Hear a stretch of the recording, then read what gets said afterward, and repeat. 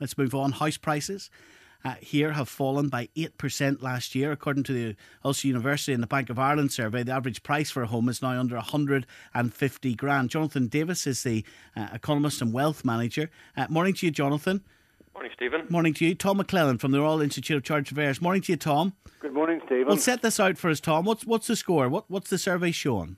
The survey shows really no surprises that the Northern Ireland housing market the first half of the year there was a degree of optimism. Second half of the year things slowed down as the effects of the election and cuts in government spending started to impact on the market. And Jonathan, you've been predicting this for quite a while. Well, it's inevitable. The prices and the market got to totally unsustainable levels. The amount of debt in society was absolutely gargantuan by years ago. In fact, buying property in Northern Ireland has been stupid financially since 2005. The fact that they carried on rising in price for another year or two after that was just pure luck on those who had bought. And here's what people want to know, Jonathan, and obviously yours is just one opinion, but have we bottomed out now? Another 8% fall last year as this thing hit rock bottom. No. Have you not just been talking for the last hour about budget cuts? Is the Northern Ireland economy not almost entirely based on the public sector? No, unfortunately, there's going to be big unemployment. There's going to be, in due course, higher interest rates. We've seen the inflation figures out today. They're at double the Bank of England's target. We're going to see continued restrictions on lending. And I would say to you, Stephen, and all your listeners, that the primary determinant of house prices is how much banks can lend, and banks cannot lend much at all. Tom McClellan, does the Royal Institute of Chartered Surveyors concur with that price falls are likely to continue?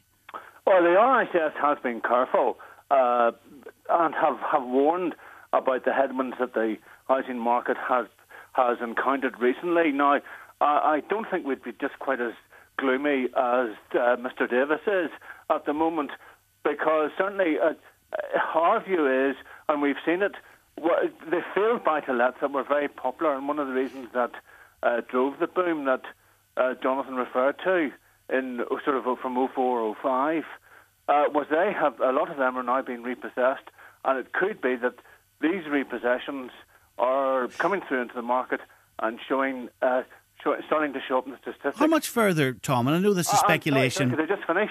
Yeah. I mean, and these are bought by people with real money in their pockets. They're not having to go to the bank to get funding. So they are the sharp, shrewd investors who are coming back into the market that are bringing some sort of a degree of stability. Now, I do accept... Let me let you finish your point, Tom, straight after the news. And Jonathan, maybe you can stay with this too. Here's the 10 o'clock bulletin. So, 3 minutes past 10, 08459 555 678. We're talking about house prices in Northern Ireland. They've fallen, according to this University of Ulster and Bank of Ireland survey, by 8% last year. We're trying to establish with the economist Jonathan Davis and Tom McClellan from the Royal Institute of Chartered Surveyors whether we're even close here in Northern Ireland to hitting rock bottom. We'll head up to Lisa McAllister, who's up with a local estate agent, in just a second or two.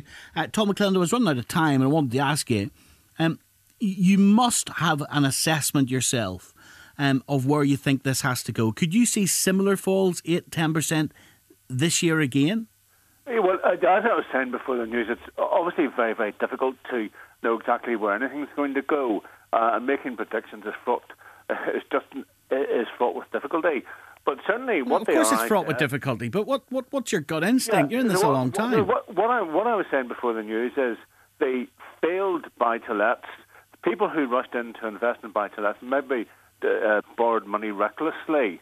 Where they have had failures of keeping up with loan repayments, there's a number of, because they're not owner-occupied, there's been a number of repossessions, and they have come to the market.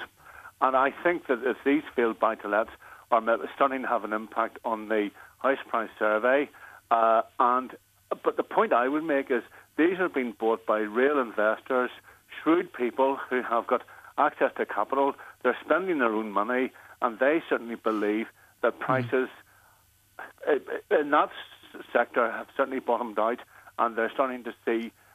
We'd start to see real yields, even with. But hold on a second, Tom. Housing benefits. Hold on 1 second. You and I know both how this works. A lot of those savvy, seasoned investors will be buying those buy-to-let properties, repossessions, well below market value.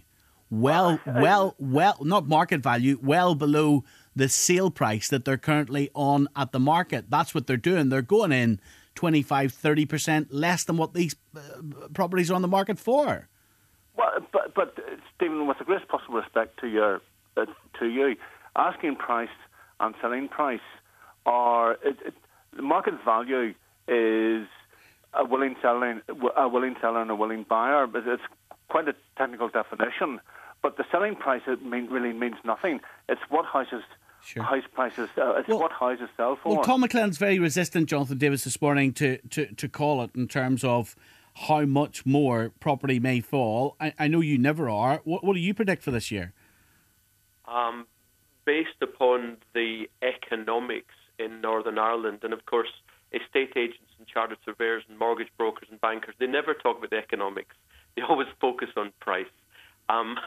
Based on the economics and also looking at the chart of long-term prices on the Ulster University report, which anyone can see on the BBC Northern Ireland website, I think we're probably going to go back another 20 or 30% because that will take us to when this bubble started. 20 to 30% this year?